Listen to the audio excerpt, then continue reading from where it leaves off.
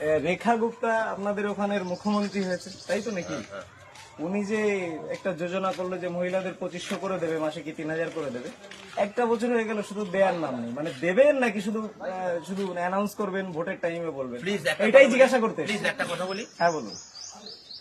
দিল্লিটা দিল্লি বুঝে নেবে, আর যেখানে বলে সেখানে বুঝে নেবে। মানে বিজেপি এক এক রাজ্যে এক এক রকম, কিন্তু না, না, দিল্লি সেটা তো নেতারাই নয়। তো দিল্লি নেতারাই তো প্রেসক্রিপশনটা ঠিক করে। সেটা তো করবেই বলে। মানে আপনি বলুন তো, বাংলাতে আপনারা যাই চালাচ্ছেন প্রচার প্রযোজনা, দিল্লি থেকেই তো প্রেসক্রিপশনটা আসে। এটা সত্য কি মিথ্যা? যেমন আমরা যে প্রচারটা এবার করছি, দিল্লিতে রাজধানীতে আমরা যদি যে না চলে, প্রচারটা করছি, আপনারা তো প্রচারটা বলছি, চালাচ্ছেন, বলছি। এই প্রচারের তো সত্যতা কোনো সারা দেশের মধ্যে কোথাও নেই। বলছি এই যে আছে? প্রচারটা হচ্ছে সারা দেশের মধ্যে এই কোথাও প্রচারটা নেই তো। এই প্রচারটা তাহলে দিল্লি এইসব থেকে- প্রচার তো দেওয়া যাবে। এই প্রচারটা দিল্লি থেকে আমাদের প্রচার করছে। আমি কিন্তু শোনো, আমি গণতন্ত্রকে বিশ্বাস করি। নিশ্চয়ই নিশ্চয়ই নিশ্চয়ই আপনারা নিশ্চয়ই, আপনাদের নিশ্চয়ই। প্রচারকে কিন্তু বাধা দিতে আসেনি।